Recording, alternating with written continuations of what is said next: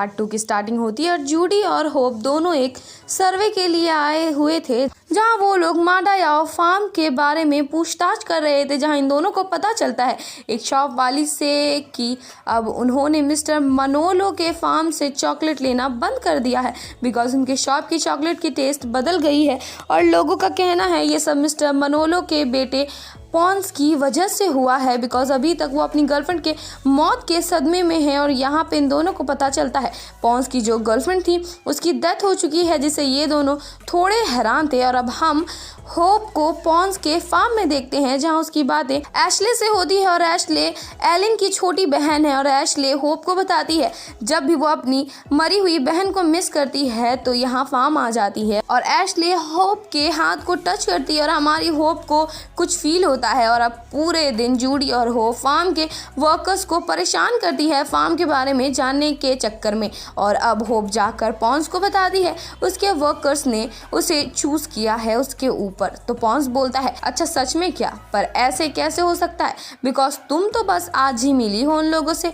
तो होप बोलती है शायद इसलिए वो लोग मेरे साथ ओके हो गए हैं बिकॉज अब वो एक इररिस्पॉन्सिबल लड़के को और ज़्यादा टॉलरेट नहीं कर सकते। और ये सुनकर पॉन्स को थोड़ा गुस्सा आने लगता है। और अब हम लोग रात का सीन देखते हैं जहाँ एक कैंटीन में पॉन्स कुछ ज़्यादा ही पी कर बैठा हुआ था और टस्सोए वहाँ होप और जूडी को अपने साथ लेकर आता है और इन दोनों को बताता है पक्का इसे एलिन की याद आ रही होगी, वो उसके बचपन का प्यार थी जिसका 2 साल पहले मनीला में एक्सीडेंट हो गया और उसी वजह से उसकी डेथ हो गई। और अब पॉन्स अपनी दुख भरी बातें इन लोगों को बोलने लगता है, जो सुनकर होप को उसके लिए हमदर्दी होने लगती है। और अब नेक्स्ट डे पॉन्स एलिन की ग्रेव में जाकर उसे अपनी दिल की बातें जाहिर करते हुए बोलता है मैं अभी भी तुम्हें बहुत मिस करता हूँ और मैं रोज़ यही उम्मीद से उठता हूँ कि तुम मुझे देखने को मिलोगी। तुम्हारे जाने से 2 साल हो गया है लेकिन मुझे फील होता है ये तो जैसे कल की ही बात है और मुझे पता है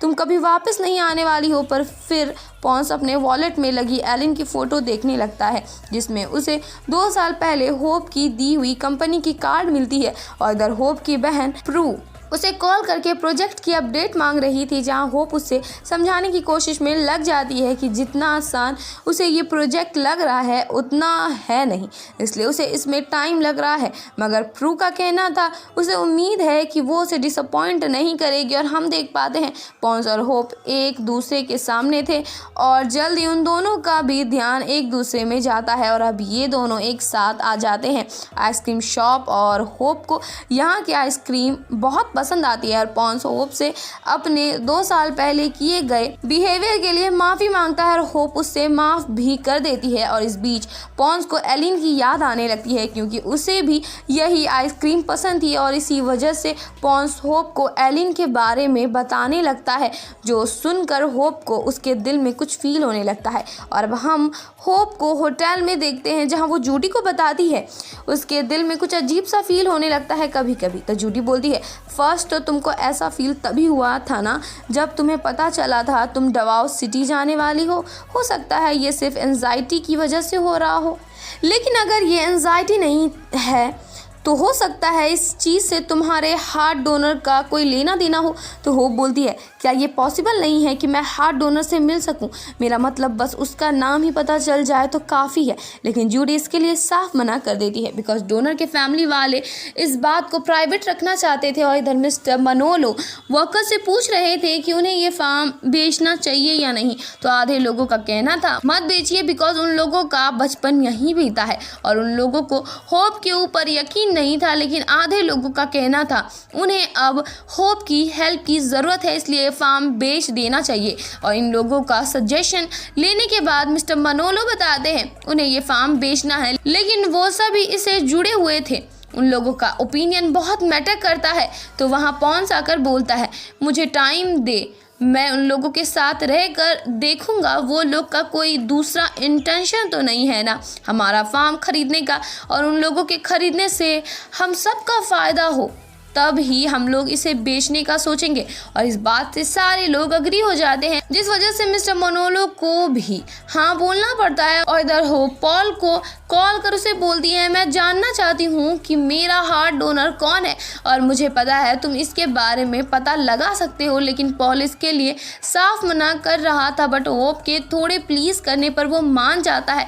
और इधर पॉन्स टशोई को बोल रहा था, मैं सोच रहा हूँ मैं कैसे होप के ऊपर इन्वेस्टिगेट करूँगा। मुझे पता लगाना होगा उन लोगों का रियल इंटेंशन क्या है फार्म खरीदने का। तो टशोई उसे सजेस्ट करता है कि वो होप को पूरा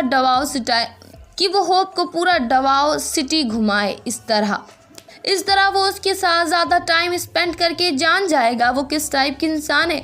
और ये आइडिया पॉन्स को पसंद आता है। और अब नेक्स्ट डे होप पॉन्स से काम की बात करने को आती है, लेकिन पॉन्स उसे साथ में घूमने चलने को बोलता है, लेकिन होप इसके लिए मना कर देती है बिकॉज उसके पास फालतू का वक्त नहीं था। बट जूडी तो पैर उठा के ही रखी हुई थी घूमने चलने के लिए, इसलिए वो हाँ बोल देती है।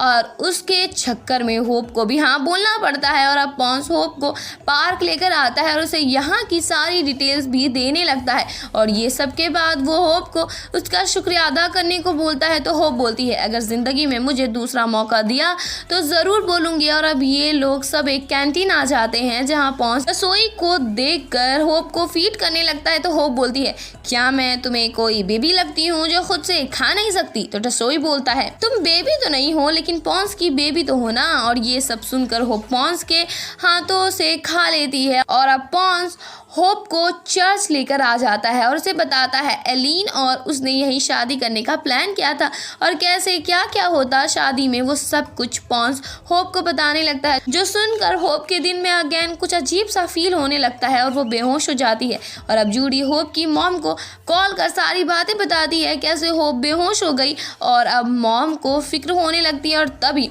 होप की आंखें भी खुल जाती हैं और वो अपनी मॉम को फिक्र करने से मना करती है। और पॉल उसे बताता है उसने एक नर्स से बात किया है और उसने बोला है वो जल्दी उस डोनर की आइडेंटिटी पता लगा लेगी। और इधर पॉन्स को लग रहा था होप को उसके साथ मज़ा नहीं आया और उन लोगों का प्लान फेल हो गया। बट टशोई उसे ठंड रखने को बोलता है बिकॉज पहली बात तो होप को उसके साथ मज़ा आया था, वो तो देख के ही पता चल रहा था। और दूसरी बात हर चीज़ जल्दी में थोड़ी हो जाती है। और अब अगेन पॉन्स को एलिन की याद आने लगती है उसकी फ़ोटोज़ देखकर। अब नेक्स्ट मॉर्निंग एशले पॉन्स को एक एल्बम लाकर देती है जिसमें एलिन ने पॉन्स के साथ वाली यादें समेट कर रखी थी। और एशले को पता चलता है अगर उसके फादर ये देख लेते तो पक्का फेंक देते और वो नहीं चाहती कि उसकी बहन की याद फेंकी जाए, इसलिए वो ये लेकर पॉन्स को दे देती है। और इधर वर्कर्स टेंशन में थे बिकॉज उन्हें मिस काकाओ के लिए कोई कैंडिडेट नहीं मिल रही थी। और जैसे उन लोगों के सामने होप आती है वो लोग होप को एक कंपटीशन में पार्टिसिपेट करने को बोलते हैं उनके साइड से, लेकिन होप मना कर देती है। और जूडी उन लोगों को अपना रैंप वॉक दिखाने लगती है ये सोचकर कि वो लोग उसे इस कंपटीशन में डलवा देंगे, लेकिन ऐसा कुछ नहीं होता। उन लोगों का ध्यान तो जूडी में जा भी नहीं रहा था। और इधर हम पॉन्स को देखते हैं जिसे एलिन के साथ बिताए हुए मेमोरी याद आ रहे थे जिस वजह से वो काफ़ी रो रहा था। और इधर पॉल को उस नर्स से रिपोर्ट मिल गई थी और इधर पॉन्स को एलिन की मदर मिलती है जहां उन दोनों में बातें होने लगती है। और एलिन के फादर वहां आकर पॉन्स को सुनाने लग जाते हैं और उनके हिसाब से तो पॉन्स की ही वजह से उनकी बेटी की मौत हुई है और वो उसे उस दिन ही माफ़ करेंगे जिस दिन वो उनकी बेटी को वापस लेकर आ जाएगा। और इधर टशोई जूडी और होप को बता रहा था मिस्टर जून एलिन के फादर है, वो पॉन्स को माफ़ करना ही नहीं चाहते हैं और ये भी वजह है पॉन्स के दुखी रहने का। और अब होप वही जगह आ जाती है जहां पॉन्स दुखी होकर बैठा हुआ था और पॉन्स को लग रहा था टशोई ने होप को यहाँ भेजा है, लेकिन होप बोलती है मेरे पैर चलते चलते यहाँ आ गए, वैसे क्या ये प्लेस तुम्हारे लिए पैराडाइज है। तो पॉन्स बोलता है कोई भी प्लेस पैराडाइज बन सकता है अगर तुम्हारे साथ उसी जगह में तुम्हारा प्यार हो। और इधर पॉल रिपोर्ट देखने के बाद एलिन को लेकर रिसर्च करता है और उसे पता चलता है वो भी माडा याओ फार्म में काम करती थी। और अब नेक्स्ट डे होप पॉल से पूछ रही थी